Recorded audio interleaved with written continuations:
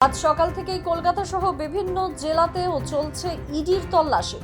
ED আধিকারিকদের একটি দল আজ সকালে চন্দননগরের পাত্রীপাড়ার একটি বাড়িতে যান, কিন্তু বাড়িটি তালাবন্ধ থাকার ফলে তারা ফিরে যান। সূত্রের খবর, এই চন্দননগরের পাত্রীপাড়া বিবেকানন্দ সরণি অঞ্চলে আরজি করের কাণ্ডে সন্দেহভাজন ওই কলেজের প্রাক্তন অধ্যক্ষ সন্দীপ ঘোষের শ্বশুরবাড়ি এবং ওই বাড়িটি তাদেরই।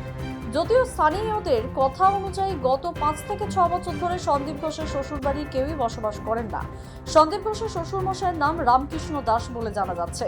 চন্দননগরে বাড়ি তালা বন্ধ পাওয়ায় ফিরে যাওয়ার পর ইডি আধিকারিকরা বৈদ্যবাটি নার্সারি রোডের কুণাল রায়ের বাড়িতে যান এবং সেখানে তল্লাশি শুরু করেন।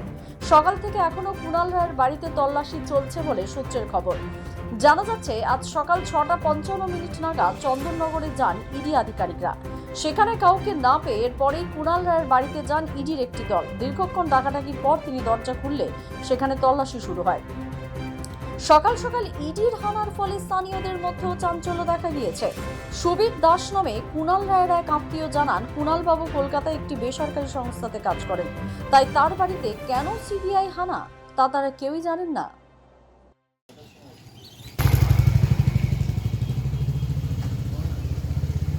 আমি এসে দেখলাম দুটো গাড়ি দাঁড়িয়ে আছে, শুনলাম যে ভেতরে ইডি রেডে গেছে।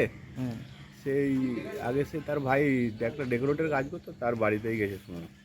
আমি দুটো গাড়ি তো দেখছি, প্রায় 8-10টা সেন্ট্রাল ফোর্সও ঢুকেছে তাদের সঙ্গে, তাদের বাড়িকে নাকি ঘিরেও ধরেছে, এটাও শুনলাম। হ্যাঁ, আমি দেখা যায় সেন্ট্রাল ফোর্সের বাড়ি ঘিরে রেখে তাদের বাড়িতে রেড করছে।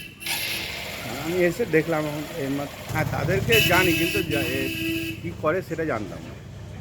অফিসে যেত কাজে, সেটা দেখতাম, এখান দিয়ে যেত। কোন অফিসে যায় জানেন না, সেটা এখান থেকে যাতায়াত করতো সেটা আমি জানতাম, কিন্তু কী অফিসে কাজ করে সেটাও জানতাম না। এটা আমি শুনলাম, সত্য মিথ্যা তো আমি জানি না। দ্য সহজ পাঠ, সহজ কথা, সঠিক তথ্য।